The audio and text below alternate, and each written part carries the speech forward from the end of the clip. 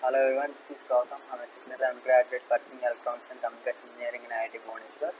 As part of the second lab report, I am here to discuss about generating elementary functions and plotting the graphs for continuous time signal and discrete time signal for these elementary functions using MATLAB. Let us start with the unit step function. Here we can see that I have sent some values to the x from -10 to 10, and this command figure uses to help us in displaying the graph, and the command plot is used to plot the graph for between x and unit step, and we can also give specific names to the x-axis and y-axis respectively using the commands x label and y label.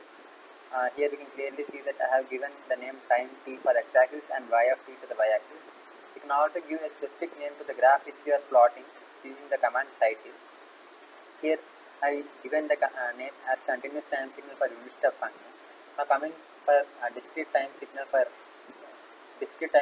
unit step function. Here we can clearly see that I have replaced the command plot with stem while coming to discrete time signal. Here the command stem is used, and the same, and we can name the x-axis and y-axis, and we can also give a specific name to the title, specific name to the graph using the command title.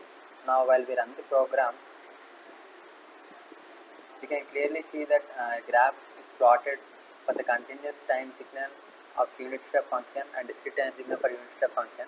It is plotted between time t and y of t, and it is plotted between time and y of n. Here we can clearly see that in the discrete time signal, it is only accepting a set of discrete values, and it is not possible for all the values. This is the major difference between a continuous time signal and discrete time signal. Now these are some of the common commands which we will be using in the upcoming functions. Now moving on to the rectangle pulse function. Here we can clearly see that I have sent some values to the x and defined y as 0 when x is less than or equal to -2, when I have y is equal to 1 when x is greater than or equal to -2, and y is 0 when x is greater than or equal to -2. And we will be using the same commands for plotting the continuous time signal for rectangular pulse function and discrete time signal for rectangular pulse function.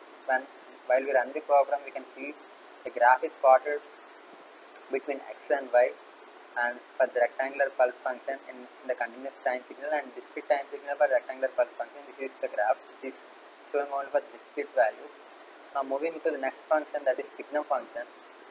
Here I have defined x as from -10 to 10 and y as signum of x, and we will be using the same command for plotting the graph for continuous time signal for signum function and discrete time signal for signum function. While we run the program, we can see the graph is plotted between x and y for signum function in the continuous time signal and also in the discrete time signal. This is the graph, how it looks like. It is, we can see that the value of x is 0 when the signum of x is 0 when x is equal to 0. Now while moving to the next function, that is ramp function. Here you can clearly see that I have assigned some values to the x, and y is defined when x is greater than or equal to 0, and this is the function ramp command is used. Here ramp command is defined as x into y. Now we will be using the same command for plotting the graph. While plotting the graph for continuous time signal for ramp function and discrete time signal for ramp function, we can clearly see a graph is plotted between x and y. Here this is the graph for continuous time signal and discrete time signals. Now moving on to the next function, that is sinusoidal function. Here we can clearly see that x is defined from 0 to 2 pi and y is defined as sin of x. While we run the program, we can clearly see a graph is plotted by using these commands for continuous time signal and discrete time signal for the sinusoidal function. Here actually these are not intersected. We can clearly see that there is a gap between every point, which means it only accepts for a discrete set of values. It is not continuous. These are the graphs for continuous time signal and discrete time signal. Now we'll move to the next function, that is real valued exponential function. Coming to the real valued exponential function, here we will be having two cases, that is rising real valued exponential function and decaying real valued exponential function. We will be having two graphs in each of the case, that is continuous time signal and discrete time signal. Here we can see that some values are assigned to x, and y is defined as a into e power of b into x. Here the values of a and b are 1, so y is equal to e power of x. And the same case with the decaying exponential function. Here y is given, y is also defined as a into e power of b power x, but here the value of b is minus 1, so it becomes y is equal to e power of minus x. So while we run the program, we can see actually four graphs, that is continuous time signal and discrete time signal for the rising exponential function, and a continuous time signal and discrete time signal for decaying exponential function.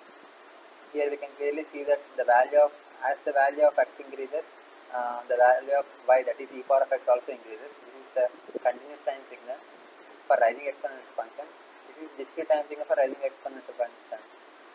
It is only accepting values, some discrete values. Here we can clearly see that as the value of x increases, the value of y, that is e power of minus x, decreases.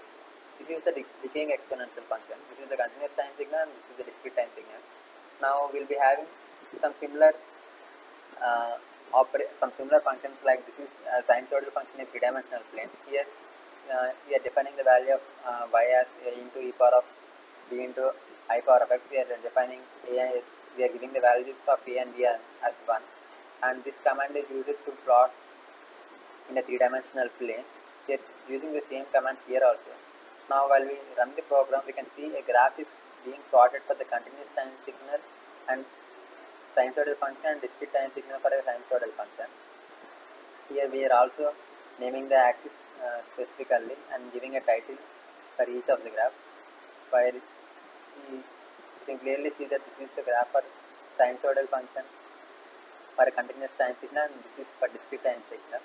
Now moving on to the next function, that is causal exponential, and this is the impulse function. Here we can see that while we run the program, we can see the graph actually here. So this is the graph. Now moving on to the next part of the experiment, that is we'll be having two questions here. That is, we are asked to generate three sinusoidal waves and which frequency values given as 100 Hz, 250 Hz and 50 Hz, and the amplitude values are also given. Now we are asked to create an output signal y of t, which is the addition of x1 of t, x2 of t and x3 of t. Here basically we will be doing some simple mathematics here. This is the values are represented as amp1, amp2, amp3 like that, and the value of x1, x2, x3 is given here. x1 is a into sine 2 a into sine omega t. Omega is written as 2 pi f, that is 2 pi, x1 is written as 2 pi into frequency 1, like that. Now the plot command is used actually here. This represents that the graph which we are getting will be in blue color, and this is the type of format, that is dot dash, for the graphical representation of the graph. Now we can see that for the plotting of x2 we will be having a red color, and plotting of x3 we will be having a green color. Now while coming to the output y, we will be having an output in the color of yellow. So while we run the program, we can actually see a graph of combination of four colors. This is x1, blue is given as x1 and red is given as x2 and green is given by x3. The output is given by y, which is in yellow color. See, this is the output of the graph which we are getting here. Now moving to the next question, we are asked to generate two sinusoidal waveforms in which it is having a frequency of 125 Hz and 1000 Hz, and the amplitude values are also given. We are asked to generate the output for the signal multiplication, that is y of t is equal to x1 of t into x2 of t. So we will be having we will be assigning some values for amp1, amp2 which are given in the question, and the frequency 1 and frequency 2. x1 and x2 are defined here as a into sin omega t and a into sin omega t, a2 into sin omega t. Now y is defined as x1 into x2. We are plotting the graph for x1, x2 and y. Y is the output